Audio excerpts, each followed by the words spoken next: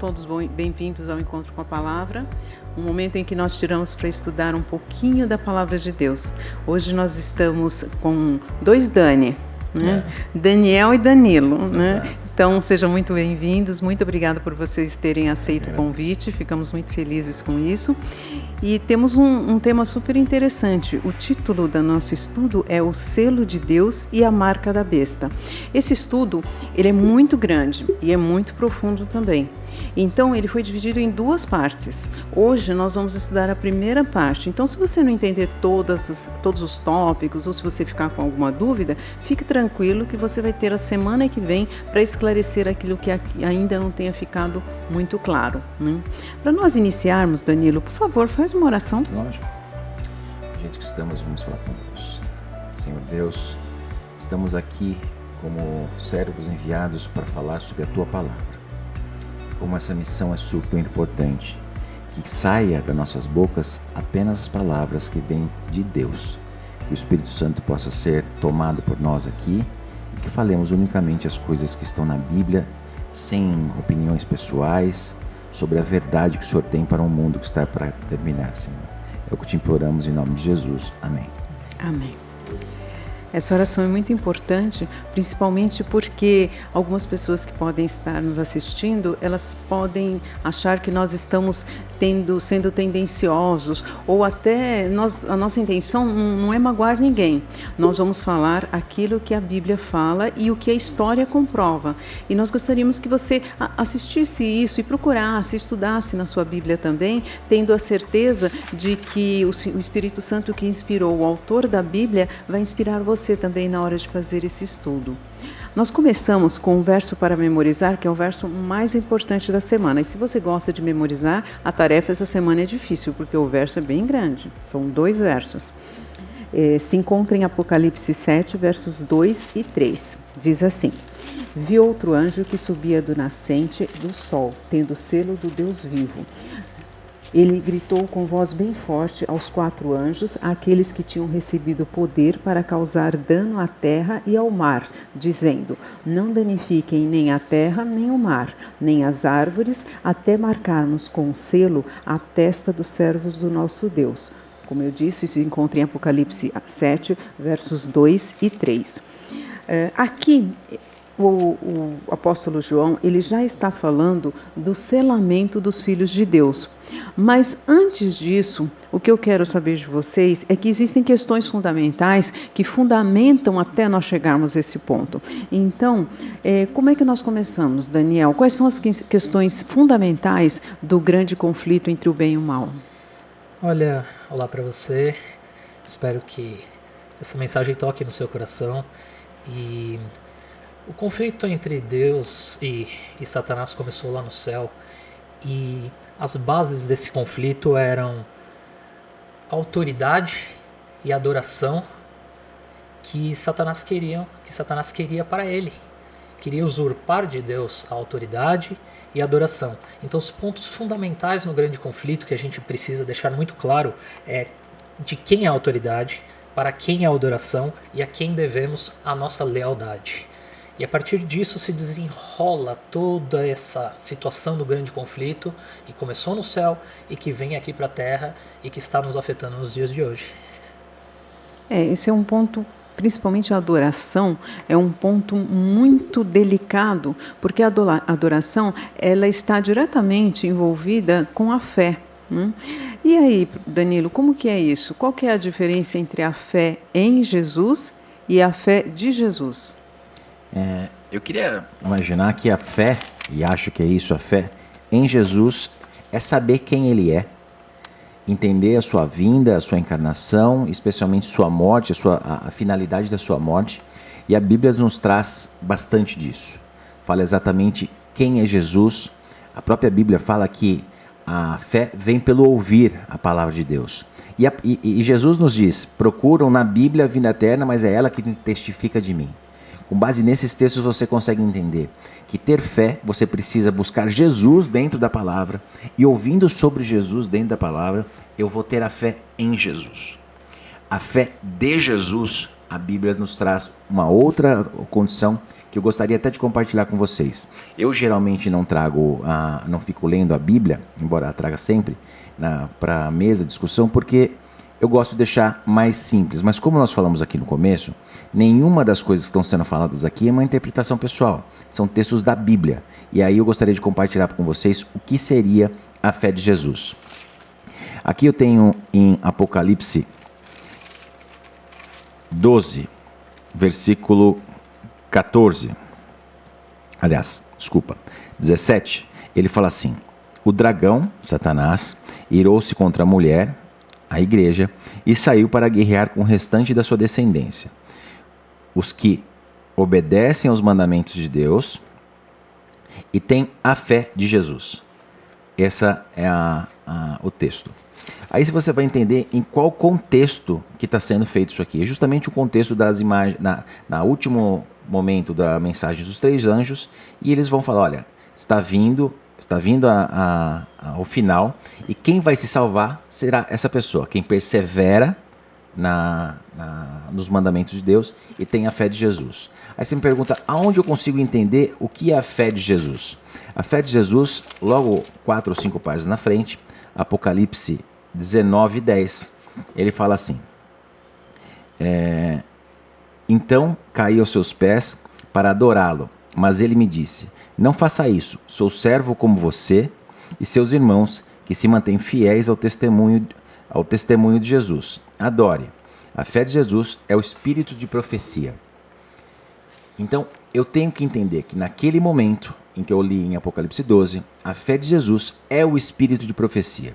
E o espírito de profecia é justamente as profecias com as quais Deus nos adverte e nos atenta, justamente para a gente ter certo ou pelo menos indicações certas daquilo que vai acontecer no final dos tempos. E Deus nos dá, mediante a Bíblia, todo o poder de conhecimento, não unicamente a data em si, mas ele dá um contexto político, social, de quando isso vai acontecer.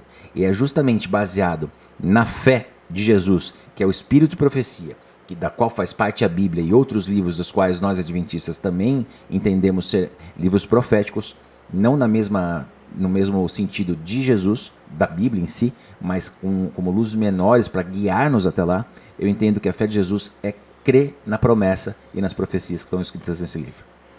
E o interessante dessa crença é que ela tem que ver tudo com adoração, que foi o que o Daniel falou, né? Como é que eu vou adorar se eu não tenho essa fé?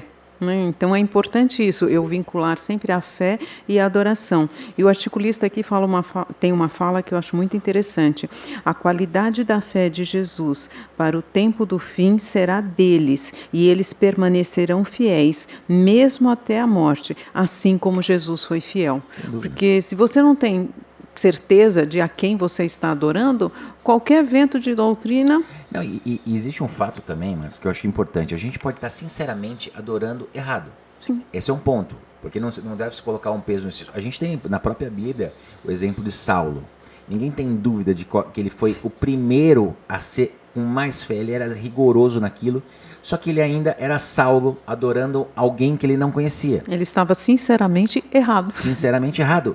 E nesse ponto, até esse ponto do conhecimento dele, estava certo o que ele fazia. Ao se encontrar com Cristo em Damasco, na estrada de Damasco, aí sim, ele tomou a decisão com base naquilo que ele conheceu. E é importante que isso, porque muitas vezes, essa fica um alerta, a gente tem esse impulso pelo Espírito Santo de conhecer uma verdade nova, de ser impulsionado. Mas diferente de Paulo, a Bíblia também mostra muitos outros que não estiveram dispostos a fazer isso. A gente tem que estar disposto a conhecer a verdade e não se permanecer na tradição. E como que a gente enfrenta isso, Daniel? Quando eu entro, como nós falamos aqui, né, nós temos que permanecer fiéis, mesmo até a morte. Às vezes, não é a nossa morte. Às vezes é a morte de um ente querido, às vezes é a perda de um emprego, né? Às vezes é uma situação que para nós é o fim do mundo. Como é que a gente faz para enfrentar nesse grande conflito cósmico essas trevas, desânimo? Hoje a doença do século é a depressão e ela começa desse jeito, né? Com muito desânimo. Você já teve um probleminha com depressão, né? Sim. Então você sabe bem como que a gente trata disso, né? Com certeza. Essa pergunta acabou caindo coincidentemente para que eu respondesse, mas o segredo dessa resposta é a palavra relacionamento. Se você tem um relacionamento com Jesus, se você conhece quem é Jesus, você, apesar de passar por todas essas dificuldades e essas lutas, e às vezes até as questões de dúvidas que surgem no meio desse processo, você vai ter força para continuar firme nessa situação. E existe uma parte do nosso estudo dessa semana que é muito interessante, que eu consegui ligar a minha história e fala aqui sobre um pouco da história de Jesus durante aquelas horas pavorosas, quando Jesus estava já sendo crucificado. Apoiara-se às provas que anteriormente haviam sido dadas a ele. Isso ligou a minha história. Eu creio que eu já tenha falado em alguma lição anterior no decorrer desses anos, mas nós temos uma história muito parecida. O Danilo talvez não saiba da minha história ainda, mas temos uma história muito parecida. E na ocasião do falecimento do meu pai, Deus havia dado provas anteriormente a mim de que ele estava no comando da situação.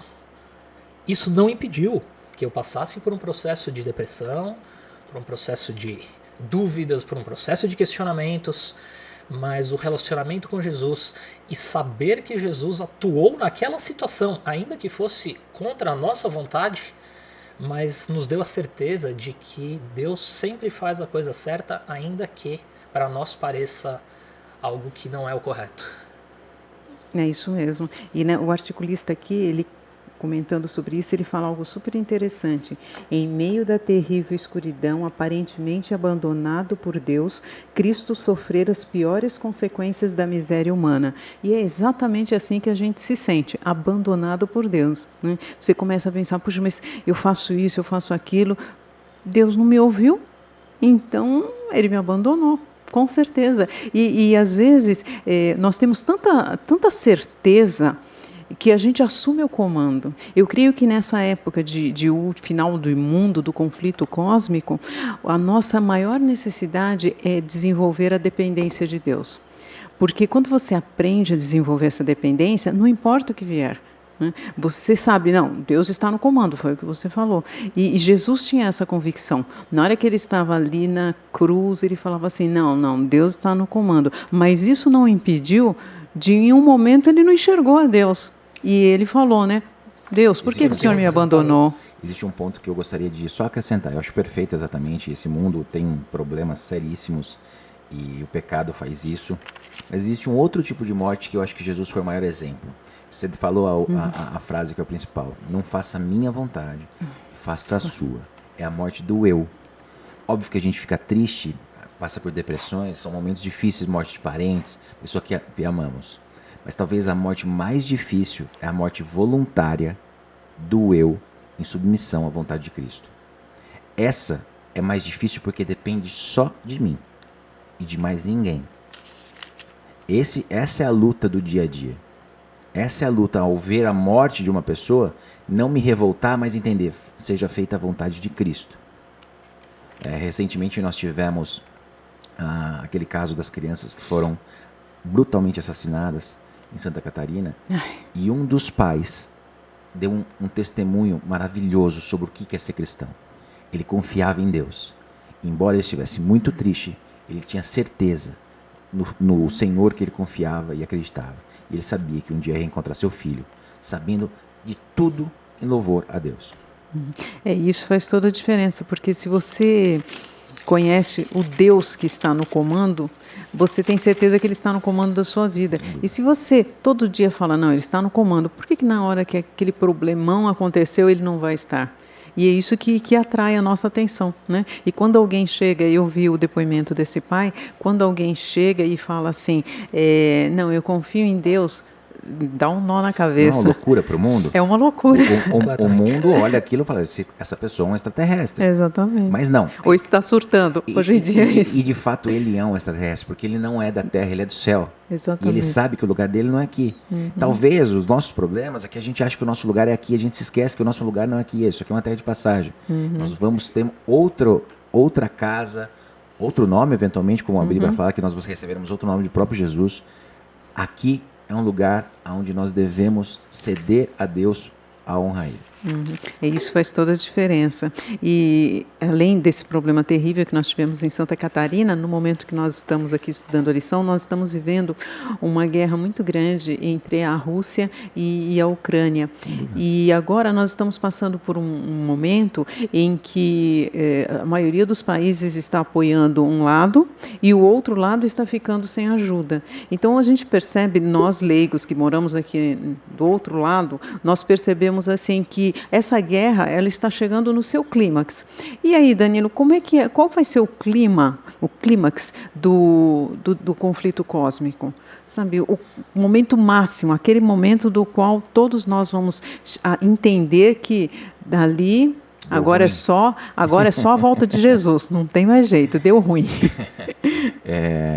Eu acho que hoje, 2023, a sensação é de uma frase que eu ouvi, li recentemente, mas de um autor antigo, que defender coisas simples da Bíblia vai parecer um ato de fanatismo e de fundamentalismo. Coisas simples. E hoje, de fato, se você se coloca uma posição bíblica, muitas pessoas vão te chamar de intolerante, racista ou qualquer outro istas que eles eventualmente possam colocar, mas e aí deixar bem claro aqui, não existe nenhum tipo de racismo na Bíblia, não existe nenhum tipo de preconceito, não tem acepção de nenhum tipo de pessoas. Mas tem coisas que Deus é claro a falar. Esse é um ponto. E essas pessoas que vão estar defendendo essas coisas bíblicas, inclusive o sábado, o qual a Igreja Adventista e outras tantas igrejas também defendem, entendem, segundo o 4º mandamento do Decálogo, vai ser um problema para quem estiver aqui. Seremos perseguidos, haverá leis específicas pelas quais nós seremos restritos em alguns dos nossos direitos, justamente por não nos acomodarmos às leis deste mundo, não nos acostumarmos às leis e os costumes desse mundo. Nós seremos vistos, eventualmente, como pessoas fundamentalistas. Embora, deixe claro, e eu falo diretamente para os adventistas, a orientação do espírito de profecia é: não afronte as leis da terra para servir aquilo que é unicamente a Deus, se elas não estão em oposição. Se eles falarem para não trabalhar o domingo, ótimo, não trabalhe. Mas não seja, se vocês falarem para trabalhar ao sábado, não trabalhe. A Deus o que é de Deus e a César o que é de César. Esse é o ponto. Nós temos que andar em consonância e respeitando os governantes desse mundo, mas principalmente dando a Deus a primazia da nossa vida. Enquanto eles puderem conviver, nós seremos os melhores cidadãos possível. Enquanto não puderem mais conviver em conjunto essas duas leis, nós temos... Aí é a adoração. Apesar de qualquer outra coisa, apesar do sofrimento que eu eventualmente possa sentir, seja feita a sua vontade. E esse aspecto da adoração, ele é muito importante porque, como diz aqui o articulista, a profecia referente à marca da besta é sobre intolerância religiosa, boicote econômico, perseguição e decreto de morte. Então, quando nós tivermos tudo isso junto, aí realmente vai ser decretada assim, que realmente as pessoas vão receber o sinal, aqueles que adoram a Deus ou aqueles que adoram esse ser que é a besta, que é colocado aqui como a besta. E aí é simples, o que é adorar a Deus? É justamente entender que Ele é o Senhor da sua vida. E como o Senhor, vai ser feita a vontade dEle. O que é amar a imagem da besta? É colocar a besta e sua imagem no lugar que seria de Deus. Esse é o ponto. Qualquer outro tipo de situação, e isso não precisa nem ser com a besta, qualquer coisa que você coloque no lugar de Deus, está tomando o lugar de Deus e está sendo um objeto de culto seu. Pode ser inclusive coisas boas. Pode ser um familiar, pode ser seu filho, pode ser qualquer... Se você colocar ele no lugar, ou ela, ou qualquer outra coisa no lugar de Deus, você está cometendo esse problema. E nós vemos pelo estudo de Apocalipse 13 que a besta ela recebe o seu poder do dragão. E aí, Daniel, quem é esse dragão que dá esse poder à besta, segundo o Apocalipse 13? Eu acho que nesse ponto é interessante nós voltarmos à Bíblia e obtermos a resposta na palavra de Deus. E eu vou ler dois versículos para vocês, Apocalipse 12, a partir do verso 7, houve guerra no céu. Miguel e seus anjos pelejaram contra o dragão, também pelejaram o dragão e seus anjos. E todavia não prevaleceram, nem mais se achou no céu lugar deles. E foi expulso o grande dragão, a antiga serpente, que se chama Diabo e Satanás, o sedutor de todo mundo. Sim, foi atirado para a terra, e com ele os seus anjos. Existem inúmeras passagens que vinculam o dragão com Satanás. E vou ler só mais uma para vocês, que acontece agora num período posterior de tempo histórico, porém um pouquinho antes na palavra de Deus. E está escrito assim: vi também outro sinal no céu, e eis um dragão grande, vermelho, com 7 cabeças, 10 chifres na cabeça e 7 diademas, e sua cauda arrastava a terça parte das estrelas do céu que lançou à terra. E aqui então nesta passagem fala sobre os anjos que também saíram do céu junto com Satanás, o dragão. E há também um segundo sentido para a palavra dragão, que é um sentido um pouco mais figurado, mas que também está totalmente ligado a essa figura de Satanás, que é o Império Romano, que é retratado em Daniel como uma figura de um animal terrível, e que muitas vezes nós ligamos essa figura com a figura de um dragão, e que era muito poderoso, e que tinha muita força, e que conseguia as coisas através da força física, através da guerra, através da imposição. E esse foi o Império Romano, que também num sentido figurado significa a figura do dragão. E aqui, complementando, ele fala que o dragão é um inimigo astuto, que fica bem adequado à figura de Satanás, e trabalha através de poderes terrestres. Então nós vemos que o dragão, ele dá o seu poder à besta, e ele utiliza um poder terreno para que ele se manifeste. E aí você vê isso na hora de, voltando à parte anterior, na hora que esse poder terrestre leva à intolerância religiosa, ao boicote econômico, perseguição e decreto de morte. Nós vivemos uma situação política no país que está bem oscilante ultimamente, né? E quando a gente vê essa perseguição política, às vezes a gente fica imaginando assim: nossa, isso nunca aconteceria comigo, eu estou muito longe disso. Mas é uma situação que ela vai envolver o mundo inteiro, né? A própria Bíblia fala que o mundo todo vai ter que tomar a sua decisão, Sim, né? E é interessante que Jesus quer o relacionamento com ele por amor, mas o dragão, ele pode usar de todos os artifícios, inclusive da força e da coerção. Sem dúvida. E eu acho que o Daniel falou um ponto importante. Quem tiver interesse em estudar sobre os finais dos tempos, pegue o livro de Daniel e o livro de Apocalipse e leiam em conjunto. Entendam o contexto. Inclusive o livro de Daniel é interessantíssimo, porque através da estátua do sonho de Nabucodonosor, e mais para frente o próprio sonho de Daniel, você vai verificar quais são a história do mundo passando por toda a Bíblia em pequenos capítulos, inclusive aonde vem o chifre pequeno, que saiu da quebra dos outros 3, saiu o chifre pequeno. É importantíssimo entender quem é esse chifre pequeno, que quer tomar o lugar de Deus, fala blasfêmias contra Deus, e se coloca, assim como o diabo fez no céu, tentou fazer no céu, no trono de Deus. E esse aspecto é super importante, porque se porventura você tiver esse interesse, nós temos 2 cursos online, ou físicos, se você preferir. Você entra no site biblia.com.br e lá você tem um curso só sobre Daniel e um curso só sobre Apocalipse. São online, você pode fazer a hora que você tiver interesse, ou se você quiser receber o curso através de um material físico, é só você entrar em contato conosco, deixar o seu contato, o seu WhatsApp via aí no chat, e nós vamos entrar em contato com você para pegar o seu endereço e mandar esse material físico. E eu reforço isso que o Danilo falou, é importante que você estude os 2 livros juntos, Daniel e Apocalipse. Isso faz toda a diferença para você entender, eles se completam, né? E você falou uma outra palavra que chama muita atenção, que ela bate direto contra a adoração, que é a palavra blasfêmia. Quais são os 2 aspectos que envolvem a blasfêmia? O autor da lição, ele separou esses 2 aspectos, mas eu queria me permitir fazer uma liberdade poética aqui. Porque ele coloca a questão de perdoar pecados e em relação à adoração. Mas, eu já falei brevemente, a grande blasfêmia é se colocar no lugar dos poderes ou do que Deus é. Porque Deus não tem poder, Ele é poder. Ele pode perdoar porque Ele é, não porque Ele tem, não foi se concedido. Então, qualquer criatura que se coloque nesta posição de intermediador, da qual ele não tem esse direito, segundo a Bíblia, porque a Bíblia fala que só existe um intermediador entre o homem e Deus, Jesus Cristo. Esse é um ponto. E a Bíblia é clara, ela não dá uma segunda margem.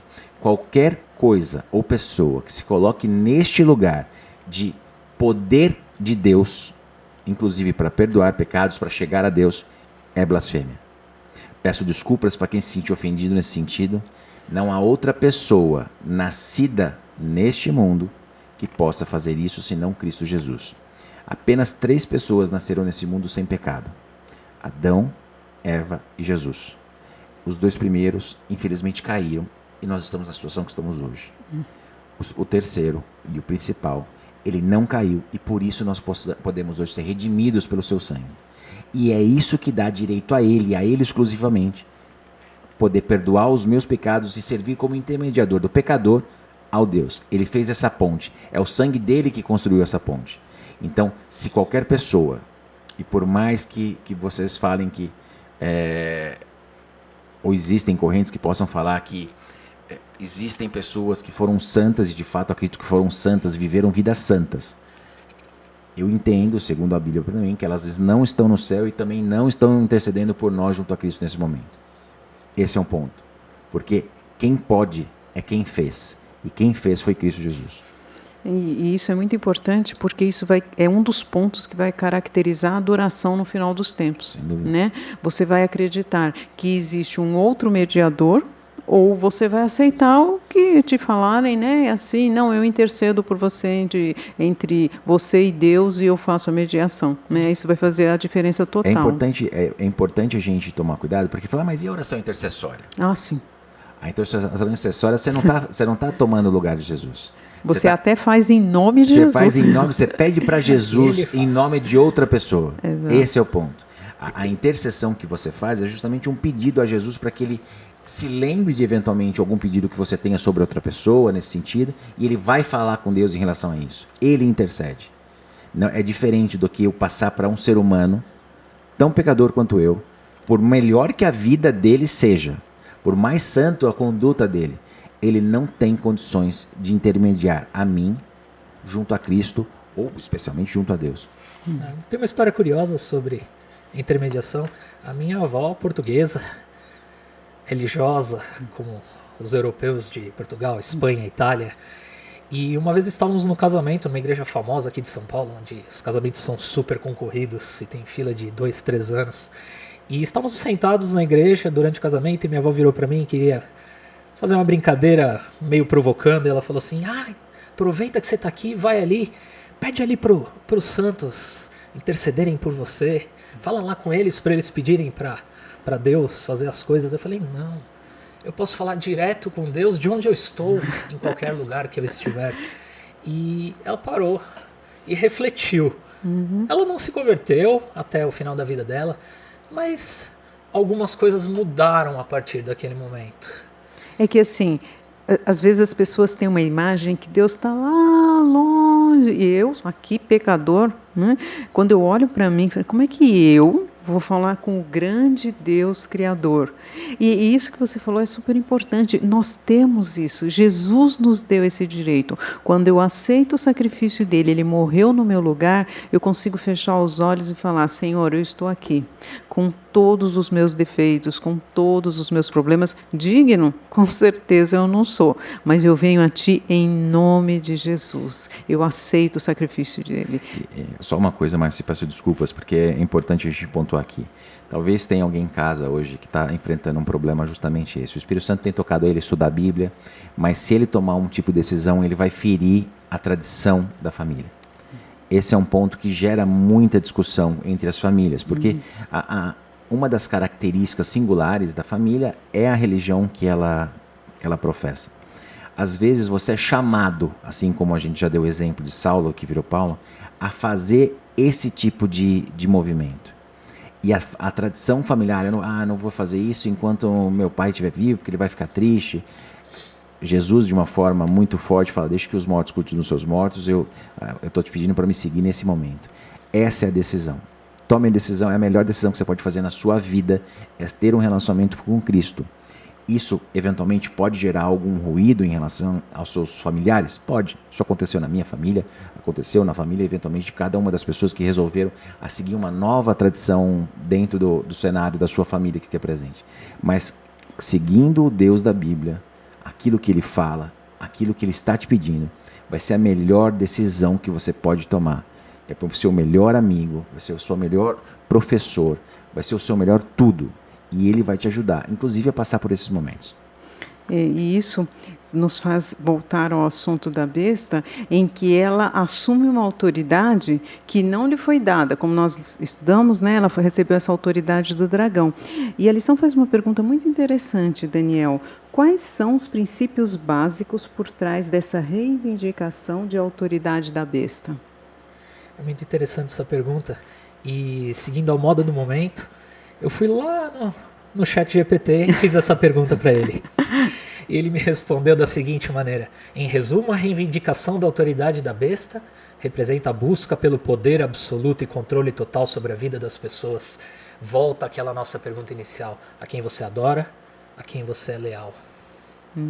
E essa adoração, ela é a diferença que vai fazer assim a divisão dos dois grupos, porque no final dos tempos nós vamos ter dois grupos, né? Aqueles que adoram a Deus e aqueles que não adoram a Deus. E tudo que não adorar a Deus vai ser caracterizado como essa adoração à besta, né? E outro aspecto também que eu acho que é importante nós reforçarmos desse estudo é o aspecto da blasfêmia que o Danilo falou. Às vezes a pessoa ela não quer ser adorada, mas ela se coloca no lugar de Deus de tal forma que ela fala: bom, eu sou Deus aqui na terra, ou eu sou Deus para minha família, ou eu sou Deus nessa empresa, nessa instituição. Qualquer pessoa que te aborde dessa forma, que está se colocando no lugar de Deus, ela está blasfemando. E ela está pegando um título que ela não tinha direito nenhum, ela não tem qualquer reivindicação sobre isso. Pode ser até né? diferente, pode ser uma pessoa que coloque outra pessoa no lugar de Deus. A gente vê devoções de fãs, de artistas, de pessoas, e eles adoram, criam altares com... Chamam-se ídolos, né? Até. Exatamente, esse é o ponto. A blasfêmia está no nosso cotidiano. Pode ser com a minha filha, eventualmente. Eu tenho uma filha com 5 anos hoje. Eu posso colocá-la no lugar de Deus. Como? Deus me pede para estar, de alguma forma, no relacionamento com Ele, eu privilegio o meu relacionamento com ela em detrimento do relacionamento com Deus. Eu deveria falar: olha, filha, espera, deixa eu terminar meu devocional, porque a pessoa que mais me importa nesse momento é Jesus, e aí eu vou ter um relacionamento com você, até para ter um relacionamento melhor com ela. E existe uma pergunta na Bíblia que eu acho que é a pergunta do milhão, que é o próprio Jesus questionando os seus discípulos. Ele fala: que estão falando de mim, falam que você é Elias, falam que você... E a pergunta que ele faz é a principal, e eu gostaria de que cada um se perguntasse assim. Eu me pergunto várias vezes: e vocês, quem dizem que eu sou? Essa é a resposta que a gente tem que pensar. O que Jesus é? É que nem falava um apresentador infantil: é o cara lá de cima? É o meu amigão? Pode ser também, isso não tira que ele seja seu amigo, mas no final das contas ele é Deus, e ele é, como ele mesmo falou, eu sou. Isso traz a ele a possibilidade de tudo, e reconhecer ele como tudo, você tem que tirar todo o resto para que ele tome o lugar de tudo na sua vida. Eu creio que vocês dois conseguem explicar isso de uma forma até melhor pelo fato de vocês serem pais. Você tem que ser amigo do seu filho, mas você não é o amigão. Exatamente. Você é o pai. E por ser o pai, você tem uma série de reivindicações, de requisitos que você se propõe a fazer quando você tem um filho, e também até o que a sociedade espera de um pai. Isso não impede que você seja amigo do seu filho, mas você tem que ser o pai. Né? E Deus é exatamente isso. Ele é o nosso melhor amigo, mas Ele é Deus. E só usando o seu exemplo, muitas vezes no relacionamento com minha filha, e depois que eu tive ela, eu comecei a entender como é que Deus nos enxerga. Porque a gente eu devo ser para Deus mais infantil do que minha filha de 5 anos é para mim hoje. Agindo de forma birrenta, agindo de forma questionando coisas que eventualmente ele saiba. E eu vejo na minha filha fazendo isso em mim, eu fazendo isso para Deus. Como abre os olhos essa oportunidade e fala assim: de fato eu estou agindo como uma criança, querendo algo de Deus, e a única coisa que Ele quer é passar tempo comigo, me mostrar a verdade. Ele tem muitas coisas preparadas para mim, mas Ele quer mais relacionamento. E o contrário também é verdadeiro. Da mesma forma que sua filha chega, que nem agora em agosto, vão chegar com o presente do Dia dos Pais, né? Que vocês deram dinheiro para comprar, né? E vai ser um presente simples que a escola fez e vocês vão ficar babando, porque eles vão entregar aquilo com o maior amor. O nosso louvor, a nossa gratidão a Deus, Deus encara do mesmo jeito. Comparado com os anjos, que são criaturas perfeitas, Ele olha para nós como crianças e fala assim, tá bom, filho, eu te dei isso, mas tudo bem que você está me dando de presente esse louvor desafinado, esse seu jeito, mas eu sei que é o seu melhor. E Ele deve ficar conosco tão encantado quanto vocês ficam quando as crianças chegam dessa forma. Tem um ponto interessante, né? Nada que os nossos filhos façam pode diminuir o nosso amor por eles. Não os livra de consequências, mas não diminui o amor. E nada que façamos diminui o amor de Deus por nós. Porém, existem consequências que Deus... E eu vou pegar esse gancho. Mark Feeling, 99 Teses de Justificação pela Fé, ele fala, não há nada que você possa fazer para que Deus te ame menos. E não há nada que você possa fazer para que Deus te ame mais. Isso é muito importante, porque você vai entender que não é pelas obras que você vai ser mais amado por Cristo, mas não tem nada que você faça que vai separar dele. Essa visão de um pai é fundamental para você entender que ele está interessado em você. Óbvio que eventualmente fala, mas eu não tenho pai, eu não sei o que é isso. Não, você pode não ter pai na terra, mas você tem um Deus pai que está louco para ter esse relacionamento com você. Se você de fato não tem e gostaria de ter, busque o Deus da Bíblia. Ele é louco para relacionar com você. E com esse pensamento maravilhoso, Daniel, encerra para nós com uma palavra de oração. Oremos, Senhor nosso Deus, muito obrigado pelas palavras da sua Bíblia e muito obrigado pelo seu amor por nós. Esteja com cada um que ouviu e que ouvirá esta palavra. Amém. Que o seu Espírito Santo toque fundo nos corações de cada um e que possamos tomar a decisão que nos levará à vida eterna. Amém. Obrigado por tudo, em nome de Jesus. Amém. Amém. Continue pensando em Deus. Aguardamos vocês na próxima semana para dar uma continuidade nesse estudo. Que o Eterno esteja com vocês.